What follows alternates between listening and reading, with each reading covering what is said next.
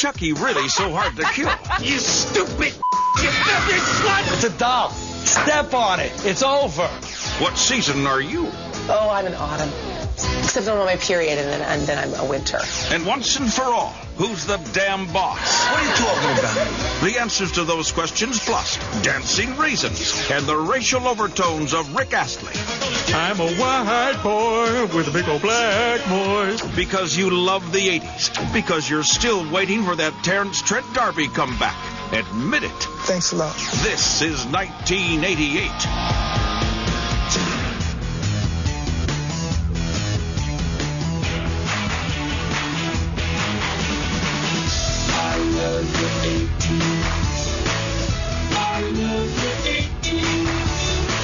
There's no fighter like me, and I can beat any man in the world. Hit it. Mike Tyson just wanted to knock stuff out back then. Right hand and down goes Holmes. This is when he was beating the crap out of everybody. He was just nasty. Just an absolutely frightening individual who would pummel people. It was great to see someone that ferocious come out of the corner, all hunched over in the black shorts with no socks on. This was old school, ass beating, you know, it was great stuff. Everything with Tyson was a good night punch or good night combination. You know, and the guy, Mike Tyson always struck me as a very sensitive guy, a poet, if you will. I think he was trying to scrutinize with my brain. With an anger management problem. Tyson along the rope doing damage. This is your first fight as a newlywed. Then it's like everything's cool with Mike, and then Robin Givens. He marries Robin. I think it was more or less, hey, you're hot, you're famous, let's go. It seemed one of those put together things, like Beauty and the Beast. There was just no way that woman and that man were going to stay together. You just looked at them, and she'd be like, hey, we're very happy together. We're building a life here. And he'd be like, oh, I'm going to chew you and eat you. Career-wise, Robin Givens made the wrong choice. It would have been worth it to stay with him, maybe give up half of an ear if she had to. She would have had a much bigger career. When it gets down to it, you're married to somebody, and you need to take out the damn trash. And the response is, it's scrupuliflicus. It's ridiculous. It wasn't going to happen. I refuse to be hurt, knocked down, and knocked out. I can't lose. I refuse to lose. Oh, yeah, honey, tell them what it is. Wait a second, Mike can be watching this. Because you can't make fun of Mike. All right. Hi, I'm Chucky. Wanna play? Yeah, I remember Child's Play. It was a freaking joke and an embarrassment to horror movies everywhere. Ooh, look out. Here we go. A serial killer in a doll. You know, a Cabbage Patch Kid with an attitude. You stupid, you filthy slut!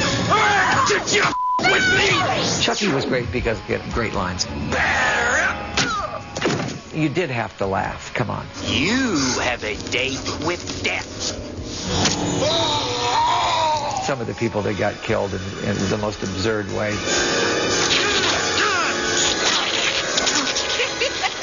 Chucky was a child's worst nightmare because how many funny-looking dolls have you received? I'm Chucky, and I'm your friend to the end. He's something, isn't he? One of them actually coming to life was probably the most horrific thing you could think of. My favorite scene from the film was when this old white couple gets in the elevator, and, you know, Chucky has to act like he's a doll because he's trying to get upstairs. Look, George, some child left their doll in the elevator. The lady looks at the doll and goes, what an ugly doll. You know, and Chucky goes, you. It was the funniest thing I could imagine, man. It's a freaking doll, people. We're running away from dolls. It just didn't seem realistic. The leprechaun, to chop people up, scary. But the little doll, not so much. The guy, he's this tall. And he's like clobbering, no. Sorry, I could beat you up, Chucky. It's a doll.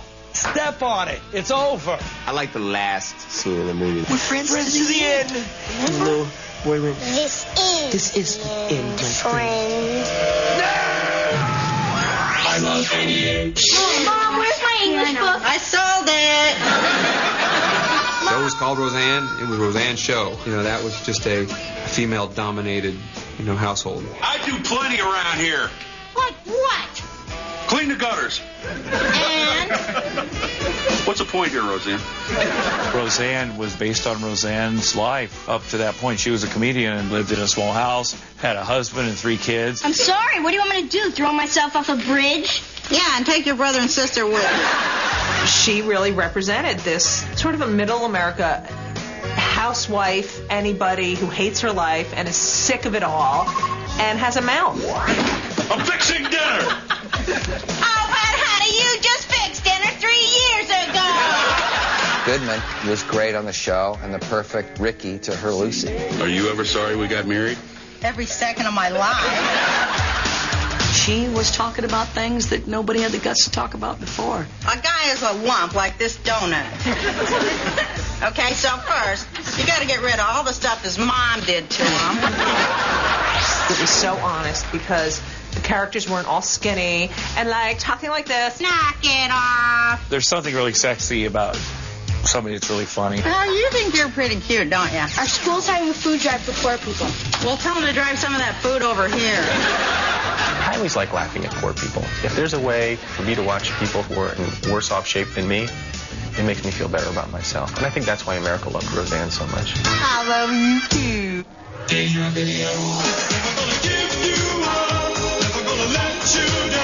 I'm a white boy with a big old black voice. When I heard Rick Ashley's voice, I definitely thought he was not a white guy. And you're expecting like Luther Vandross, you know, you're expecting like this huge black guy, and then when you saw him, you were like, he's got red hair. He's white. Yeah, it's freckles. And he kind of looked like Wally Beaver. I mean, he was a very sort of clean-cut guy. We've known each other for so long. People thought he looked like Howdy Doody. Poor thing. He did not look so unlike Howdy Doody, but he could sing, and he had convictions. He wasn't going to give her up. He thought about it. Ultimately, he decided, you know what? Not only am I not going to give you up now, guess what, honey? I'm never going to give you up. Darling. Guns N' Roses blew me away. They were great. When they first came out, I thought they were the new Rolling Stones. When I heard Appetite for Destruction by Guns N' Roses, I thought it was one of the best rock and roll bands in the world. Great songs, great production, 10 million records out of the box.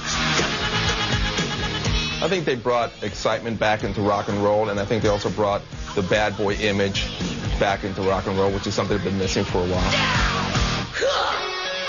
I think Slash was a bigger badass, but Axl was the front man, and he was cuter. I liked Axl because he went to one of my stores and bought that Roses stuff. He liked that rose print.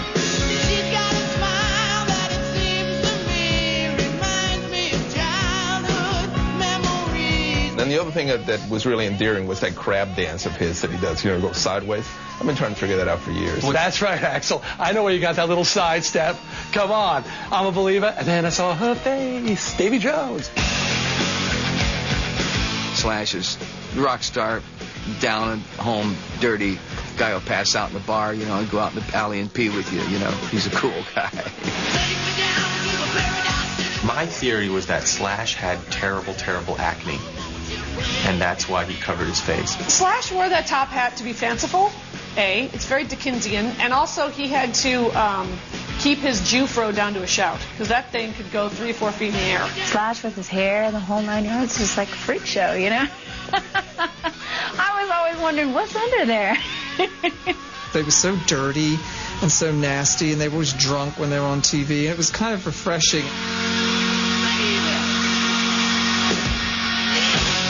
I love 88. Coming up, rap busts a move into the mainstream. I remember Fab Five Freddy. I was down with him. Working women bulk up. Big shoulders. We wanted to look like linebackers. And the wonder of Winnie Cooper. I'm just saying she played an integral role in the puberty of every young man from 1980 to now. Next on I Love 1988. But first, the makeout songs of 1988. Ladies and gentlemen, I, Lionel Richie, give you the makeout songs of 1988. She's like the wind. She's Like the Wind by Patrick Swayze. Hold on to a night. On to the Night by Richard Marx. And The Flame by Cheap Trick. The Makeout Songs of 1988. Do you feel the love? I sure hope you do. Makeout Songs of 88. I'm Bret Michaels, and I bring you the Babes of 1988. Jessica Rabbit, Animated Babe. Babes. Kari War, Remote Control Babe. Babes. Samantha Fox, very, very naughty babe. Babes. Julia Roberts, Mystic Pizza Babe. Babes. And Divine, Beauty is in the eye of the beholder, Babe. Babes.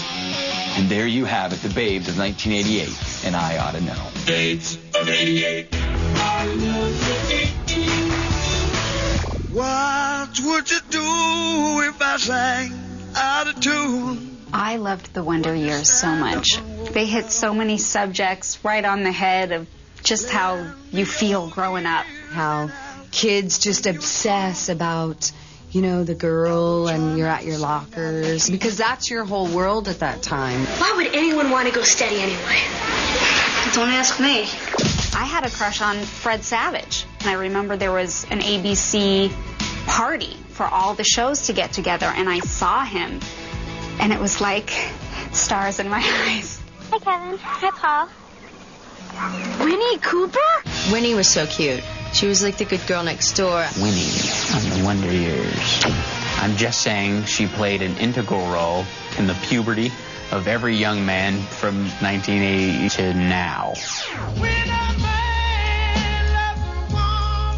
I remember the pilot episode and that kiss at the very end, and it lasted so long. I mean, I'm the same age as them, and I was like, wow. Oh, I want my first kiss to be like that. Hey, Steve. It looks like my baby brother and his girlfriend have found each other.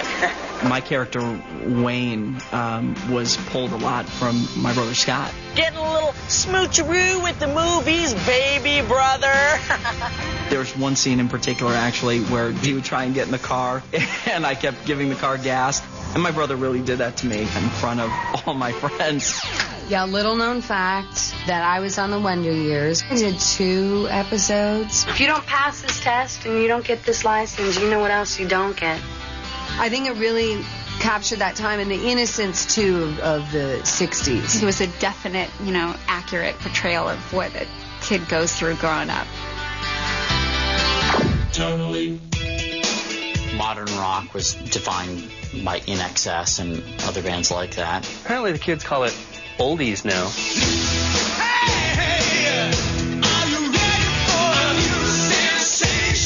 INXS, INXS, very clever. Loved INXS. I thought Michael Hutchence was just the sexiest thing on stage ever.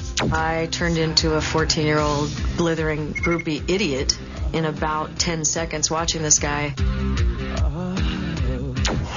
Well, he was sexy. Long hair.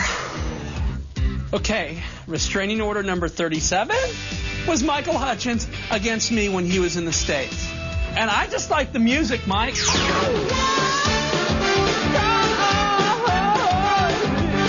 I was kind of a secret fan of The Cure, but I thought they were freaks from hell. It was sort of like your goth starter kit.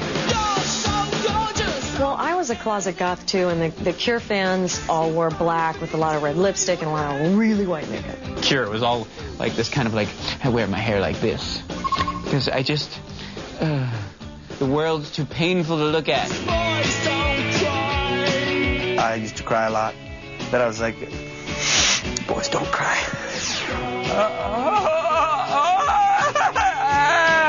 What are you crying about? You're a millionaire.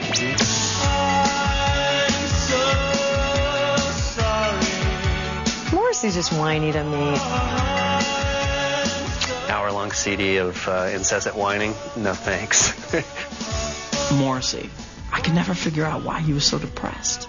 Just, like a wilting flower. But he was great at it. I doubt that he was that depressed all the time. I think he was like, You're paying me how much to ride this? My life sucks.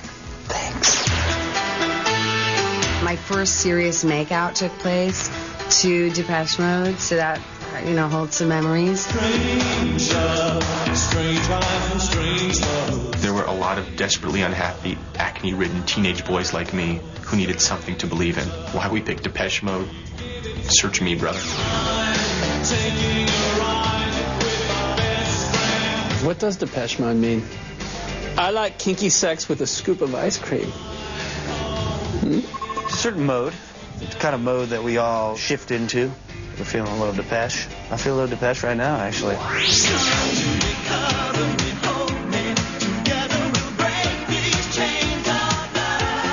Chains of Love is everywhere. I remember in our carpool listening to Erasure, and it really was the kind of music that sort of got you all excited for Trig and Latin. All these different bands were sort of saying, it's okay to be gay. It's all right. Do it. Yeah, it was a happy dancing time.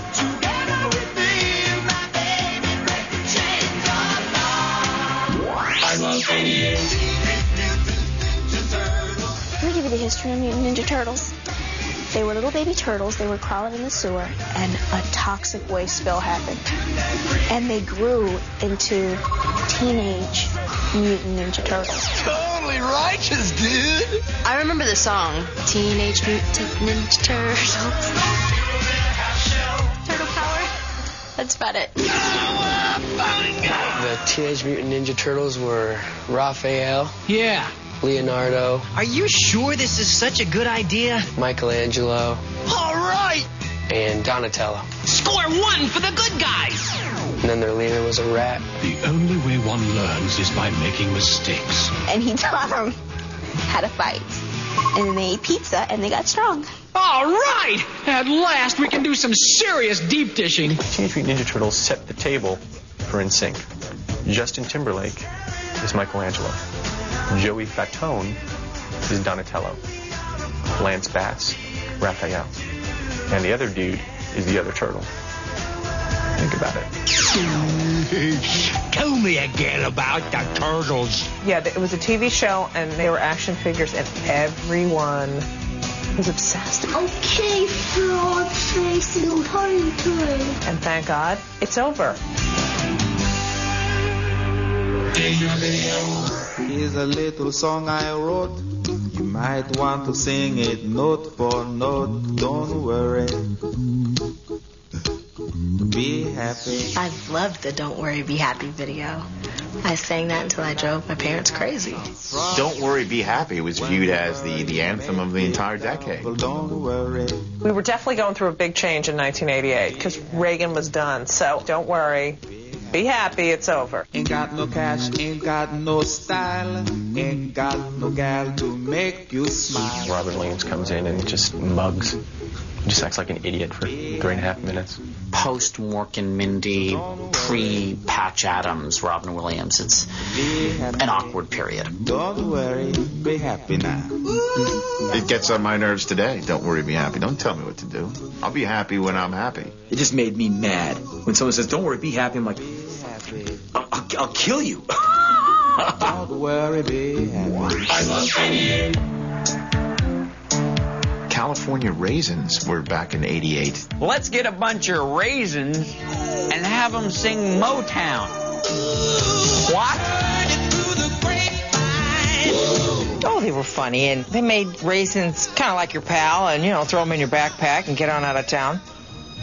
I loved them. Liked him better than that Pillsbury Doughboy. Always wanted to squash him. The way that they did it, they looked like the Temptations or Gladys Knight and the Pips, sort of. But they were raisins. They were fruit. And people were collecting them, and they were I have some. I have one that has a microphone. My mom got me because I wanted to be a stand-up comedian. So she got me the little one who's going... The California Raisins made you like them so much that the last thing you want to do is bite into them and eat them. Did you notice more people eating raisins after the California Raisins came out? I didn't. I mean, I was eating a lot of raisins to begin with, but that's because I needed the fiber. I desperately needed the fiber. Well, those ads are always really cute and innovative when they first come out, and then after 3,000 times you've heard it, the novelty wears off. I love Hunks of 88. I'm Tracy Elizabeth Lords, and I bring you the hunks of 1988. Will this one do? JFK Jr., Kennedy pedigree hunk. Donald Trump. Hi, I could buy and sell you hunk. Kevin Costner, Bull Durham hunk. Joe Montana, heading for another Super Bowl hunk. And Dan Quayle, making George Bush look more presidential hunk. There they are, the men of 1988. 100% USDA prime hunk. Hunks of 88. Sometimes the world looks perfect. Yeah. I watched Perfect Strangers. It's good to let your hair fall out once in a while. It was one of the funniest sitcoms of 1988. I am Balki Bartokomous. Oh, with Balki, yeah. I just like the name Balki Bartokomous. Bartokomous. Bartokomous. I am Balki Bartokomous. Would it be impolite to ask if I could be your slave for life? I think he herded sheep. I think I've been wasting my time poking animals up the hill with a stick. It's about Larry and his crazy cousin from, where was he from? Wasn't he from like Nepos or something like that? Nepos, my little Mediterranean island country. I felt that they were just like perfect strangers. I would never let Bronson Pinchot move in with me. Whether Balki or no Balki. Of course not. Don't be ridiculous. Having to wake up every day to that voice would totally make me kick him out the house. All I know is that after Mark Linn-Baker did Perfect Strangers, he never had to work again. So I'm very happy for him. Even this Just Like America, another happy ending. Yeah. Wicked. When Faith came out, you kind of had license to like George Michael. I remember not wanting to like it because it was that first video, just like him and shaking his ass in the camera, you know? You just had a cute little tush, Mr. George Michael. He wore jeans that like would literally hug him everywhere. You couldn't avoid but to look, you know, in his region. Oh boy, George's butt again, little Georgie in his butt. To be perfectly honest with you, looking back, you kind of look like a pirate. He made 5 o'clock shadows pretty cool back then.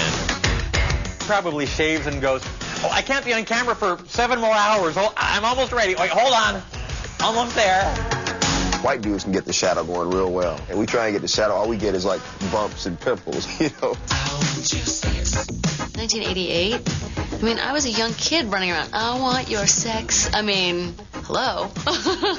He really crossed over and he was not afraid to talk about sex. I mean, I want your sex. It was all about sex.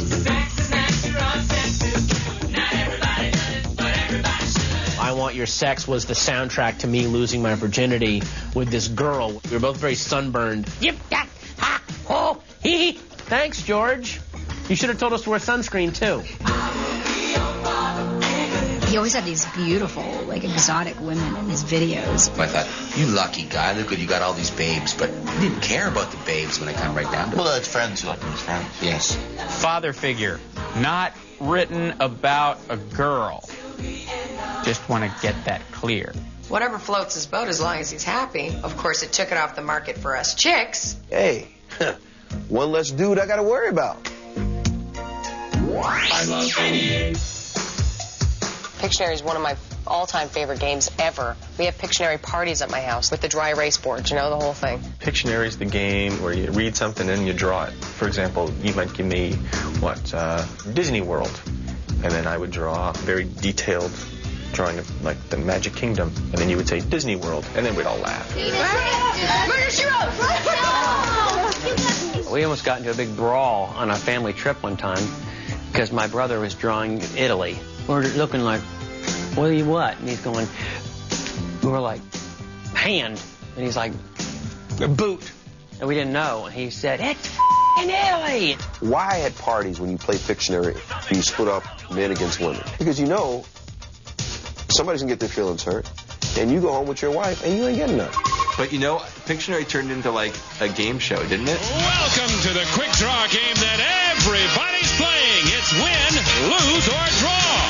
I loved Win, Lose, or Draw because it was the cheesiest actors of the time trying to win people money, and I love any show like that. It was so stupidly funny. And there was all these celebrities, and they're like, a dog, a tree. Sitting down, you write a letter. Sitting, I just sit right down and write myself a letter. At the time, Pictionary was like this brilliant game that was really fun. Probably still is fun. I bet there's people right now at home playing Pictionary while they're watching this show with the mute on, going, I don't want to hear this guy talk about the 80s.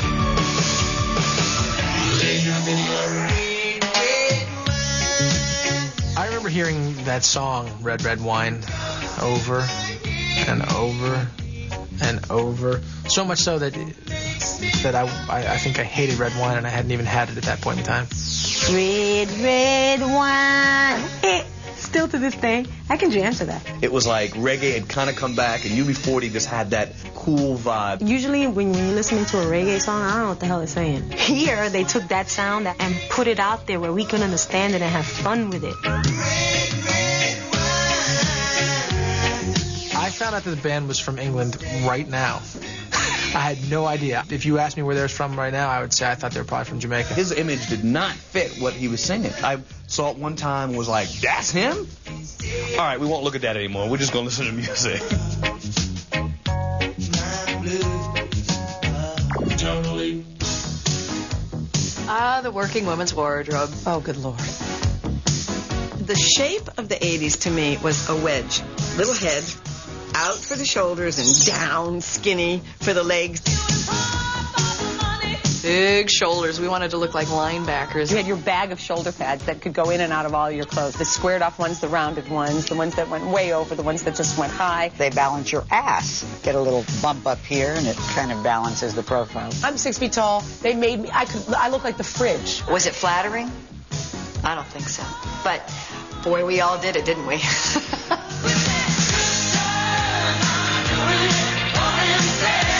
Those were the gals that were getting the respect. The ones with their tennis shoes on and their suits and their shoulder pads. They would have their heels in their bag along with their lunch in the Tupperware. They were going into the workplace full force in the executive offices, and they wanted to fit in with the boys. Can you get respect with the little limp bow tie?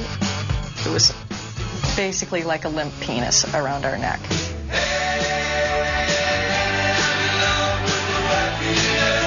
I had a girl I was dating, and she started wearing those clothes, and I just couldn't get it up for her anymore. Women are always looking for, like, the beauty answer. Carol Jackson's Color Me Beautiful became the Bible. Working women. You were divided into autumn, winter, spring, summer. There are certain colors that make you feel alive, and then there are certain colors that suck all the life out of you. If they wore the wrong dress for success suit, like if they put on teal and they weren't a winter, they looked like they were going to puke. Look at me. My colors, according to the book, are supposed to be like green and yellow. Why is the negress looking like a cadaver? People were misdiagnosed all the time, and they'd throw away all their clothes and then have go rushing back to the Goodwill to try and get them back. I'm a spring. I'm an autumn, orange, look. Oh, I'm an autumn. Except I'm on my period, and then I'm a winter.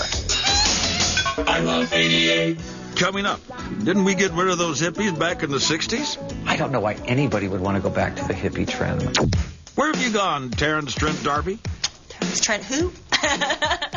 And one of television's great unanswered questions. We just want to know who's the boss. Next on I Love 1988.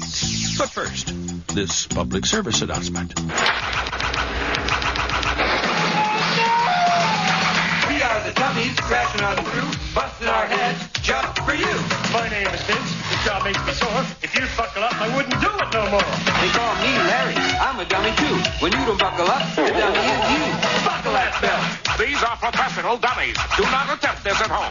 Buckle that belt. That's one thing to say, and we know we're not wrong. When you go for a ride, put your safety belt on. Then and now, 88. Hello, Weird Al Yankovic here. Let's take a look at how the world has changed since 1988. A year of tuition at Harvard, then $12,000. Now, $35,000. Ricky Lake, then 250 pounds, now 120. And the 100-meter sprint. Then, the record was 9.79 seconds by Ben Johnson. But old Ben got disqualified for using steroids. Now it's 9.78 by Tim Montgomery. 1/100th of a second after all this time. I say let him take steroids. It's got to be more interesting than this. And now, 88. I love the 80s. Welcome to Yo MTV Raps. Yo MTV Raps was huge. Yo MTV Raps, boy. That's when rap really broke across the world because white kids were able to see hip-hop. I remember being the most excited little kid that there was actually a show focused on rap. What's up? This is Fab Five Freddy. Welcome back to Yo MTV Raps. I'm here with LL Cool J. I'm a smooth operator. I remember Fab Five Freddy. I was down with him. Fab Five is just a pro. I mean, he brought the old school Man About Town aspect to it. Hey, loving Dr. Dre. Yo. Chilling in the house. Dr. Dre, I'd love him, man. It wasn't so much the rappers they brought on, it's just how funny they were. Yo, man, who bit this? Who ate my burger, man? Burger's day. Who been eating on my burger, man? Yo MTV Raps with someone who called himself Dr. Dre but wasn't Dr. Dre. How many Dr. Dre's are there anyway? I'm having hard enough trouble as a white guy figuring out who these people are. I need 2 Dr. Dre's in my life. What up, Dr. Dre? How you doing? You know, the DJ will put any kind of wax on at any moment. Oh, we got that. You look at Yo MTV Raps, maybe you're introducing the suburban kids to rap music. Then you take the Fresh Prince telling a story like Parents Just Don't Understand. Then you got a gazillion suburbanites going, yeah, they really don't understand. Take it from me, Parents Just Don't Understand. Will Smith coming out with Parents Don't Understand defined white youth migration towards hip-hop. Yo, everybody give me a little shout out. Let me know who you are. Ice Cube, the gangster. Gangster rap started the same year that Will Smith was bitching about his parents being away. Straight out of Compton. I was the first on my block to own Straight Outta Compton, which, I mean, if Guns N' Roses were badass, NWA made them look just like pansies. What was scary about gangster rap? It involved gangsters. Well, a gangster is scary, but a gangsta? Like, that's scary. What was scary about it is that it was so raw, you know. Police, you know what I mean? It was crazy. Nobody spoke to me about my own life the way Ice Cube spoke to me. When he said to the cops, back up, it was like he knew me personally. And that's what was so great about NWA. Totally. There's more to life than what you're living. I loved Who's the Boss. There's another nanny situation, isn't it? Tony Danza as the nanny. Then, of course, there's the dynamic of the man and the woman, and is there something going on with them? What exactly is the relationship between those two? How much time have you got? It's a fascinating, provocative study in changing American socioeconomic trends along gender lines. Hi-ho, hi-ho, it's off to bathe I go. I love Tony Danza, the man working as the housekeeper. Housekeeper? Angela, this is the ugliest woman I've ever seen. Women love to see this strong, sexy guy doing what they always did. If they have to call you Tony on your series and your real name is Tony, something is desperately wrong. We still, to this day, tease him that he always plays a character named Tony because he might not answer any other name. What are you talking about? The TV show Who's the Boss was one of the great shows because Alyssa Milano was on it, and she was very hot then. He is so cute! What's great to see now is that she's really hot. She's the boss. That's Santa in that dress! There was an annoying kid on that show. I didn't tell her. Like a whiny, annoying kid. I think his name was like Jonathan or something like that. No, I didn't know until now. We just want to know who's the boss. And we spent 8 years trying to answer that question. I don't know that we ever came up with a satisfactory answer. I love 88. Hi, this is Terrence Trent D'Arby. I had a good amount of love for Terrence Trent D'Arby at the time. That was right starting to be the era of the bad dread look. He was skinny, but man, was he cute. You know, I like the lyrics. I like the way it flowed. He was like the male Sade. Terrence Trent D'Arby and Lenny Kravitz kind of came out at about the same time, and it seemed to me there was sort of some competition between the two. And I think we both know who won that one. You can't go anywhere without seeing Terrence Trent D'Arby these days. Wish you well in 10. Did you and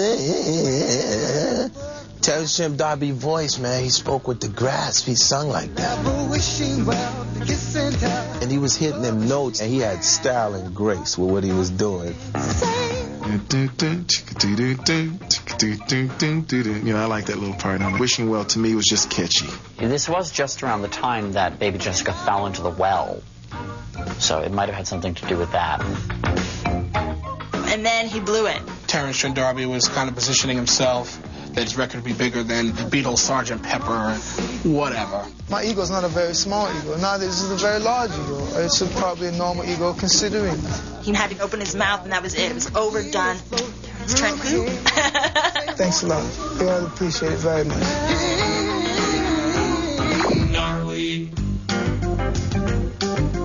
There was like this hippie comeback movement that came in the late 80s. And then all these Jappy girls from Long Island were all of a sudden wearing tie-dye.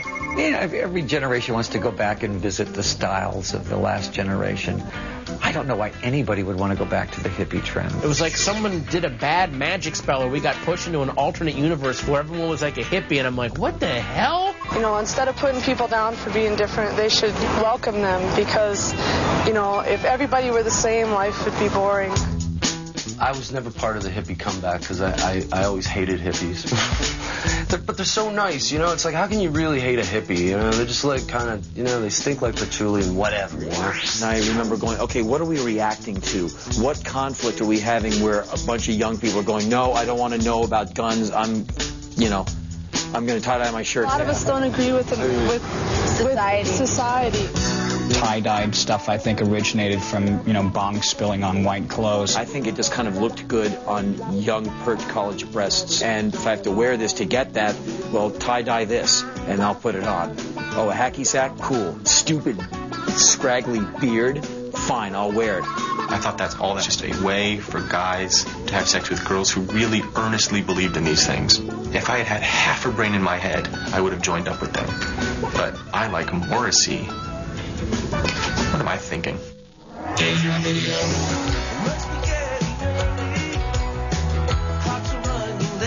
The biggest thing about 1988 was Touch of Grey, which I thought was a really amazing debut single. Yeah, a lot of people became Grateful Dead fans after that. I wasn't one of them.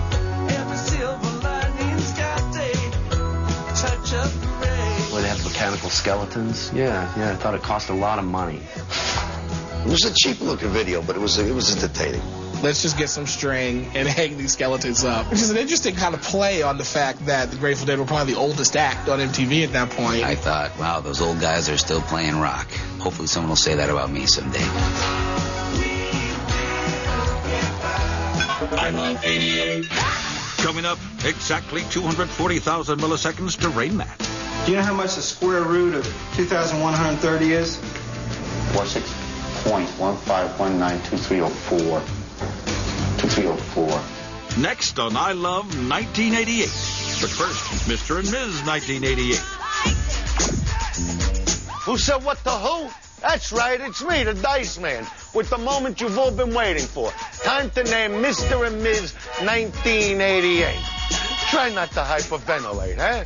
He, or it, was one of the most popular primetime TV stars and loved to attack pussies. He didn't like cats. They wrote the pussy. They thought it would be funny, like the dirty comic saying something a little dirty. She was a squeaky clean teen idol who I always thought was a lot dirtier than her image. Shake your love? Sorry, but I read a whole different meaning into that. Alf and Debbie Gibson together. Mr. and Ms. 1988. I don't know who he is, and I don't care. Mr. and born in 88. I'm Soleil Moonfry. Here's a look at some of 1988's very special births. Haley Joel Osment, Teddy Grahams, the Miami Heat, En Vogue, and Prozac. There it is, the miracle of life, 80s style. Born in 88. Do you know how much the square root of 2,130 is? 46.15192304. 2304. I love statistics myself, so Rain Man really spoke to me. I'm an excellent driver. Yeah, that's good. Come on. I think it's a great storyline. A young man exploits his autistic brother to gain financially and then regrets it, but keeps the money.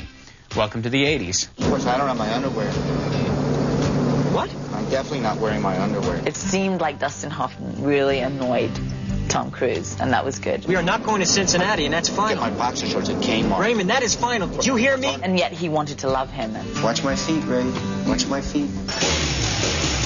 People who talk about Rain Man as just like a sentimental journey of these two brothers, but the Tom Cruise character was basically trying to use him to like break the bank in Vegas. He wanted Raymond to count the cards. Yes, sir. You gotta love this town. Sally, give Sally. 461-0192. How did you know my phone number? You kind of wish that you could get like 12 girls' numbers and remember all of them. How'd you know that? I said read the telephone book last night. Dib Sally. Who's this? The boys just called me Rain Man. Uh-oh, 12 minutes to Wapner. Yeah, Wapner. Definitely time for Wapner. Definitely fart. Uh-oh, fart. That was my favorite thing. When they're in the booth and he's on the phone and fart. Oh. Did you fart, Ray? Fart. Did you f***ing fart? Fart. Raymond, did you fart? Fart. How can you stand that? I don't mind it. My favorite part of the movie was at the end when Cruise's character's like talking to Dustin Hoffman's character, and like in a sappy movie they'd hug, but you know Dustin's just sitting there and he just kind of leans forward and he touches Cruise's character's forehead. They just kind of sit like that. I thought that was cool. Tell him, Ray. Kmart sucks. What are your dreams? What's left? To rule the world. There you go. Ladies and gentlemen, this is Madonna. 200 greatest pop culture icons. Every night next week starts Monday at 9, 8 Central. Only on VH1, home of the greatest. Paul and I were pretty naive when we started Microsoft.